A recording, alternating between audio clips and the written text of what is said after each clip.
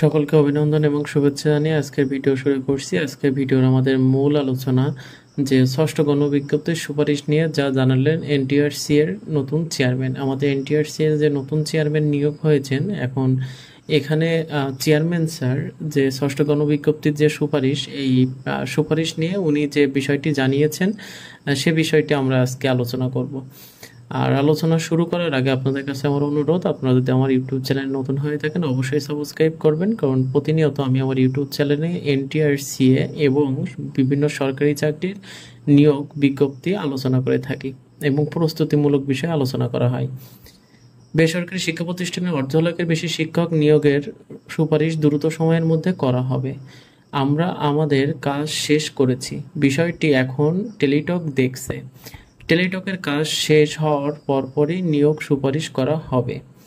বুধবার 6 August the daily ক্যাম্পাসের সাথে আলাপকালে এসব কথা জানান বেসরকারি শিক্ষক নিবন্ধন ও প্রত্যয়ন কর্তৃপক্ষের এনটিআরসি এর নতুন চেয়ারম্যান আমিনুল ইসলাম। ষষ্ঠ গণবিজ্ঞপ্তির সুপারিশ করতে কতদিন লাগতে পারে এ প্রশ্নের জবাবে এনটিআরসি এর চেয়ারম্যান আরও বলেন, বিষয়টি নিয়ে টেলিটক কাজ করছে।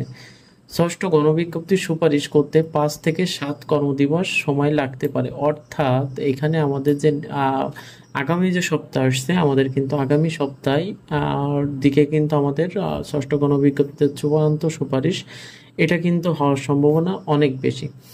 এখন এখানে আরও বলা হয়েছে যে গত 16 জুন লক্ষাধিক শিক্ষক নিয়োগের ষষ্ঠ গণবিজ্ঞপ্তি প্রকাশ করে এনটিআরসিএ, এবং এখানে বলে যা চলে 10 জুলাই রাত 12টা পর্যন্ত। আবেদন ফি, এই বিষয়গুলো আর কি বলা হয়েছে।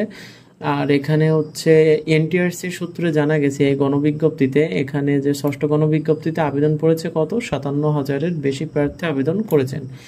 অথচ প্রকাশিত বিজ্ঞপ্তি অনুযায়ী দেশের বিভিন্ন এমপিওভুক্ত শিক্ষা প্রতিষ্ঠানে মোট 1,08,22টি শূন্য পদে শিক্ষক নিয়োগ দেওয়ার হবে।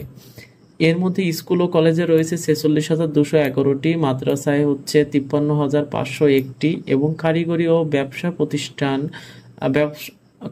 ব্যবসায়ী ব্যবস্থাপনা প্রতিষ্ঠানে 1,110টি পদ ফাঁকা আছে।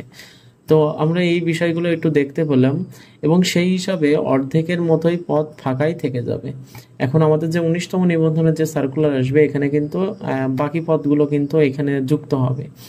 তো এখানে আমরা যেটা দেখতে পেলাম যে আমাদের মাননীয় সম্মানীয় যে স্যার, অর্থাৎ আমাদের যে চেয়ারম্যান স্যার এনটিআরসি, উনি কিন্তু বলে দিয়েছেন যে এনটিআরসি এর যে বিষয় বা যে কার্যক্রমগুলো এগুলো কিন্তু একদম পুরোপুরি শেষ।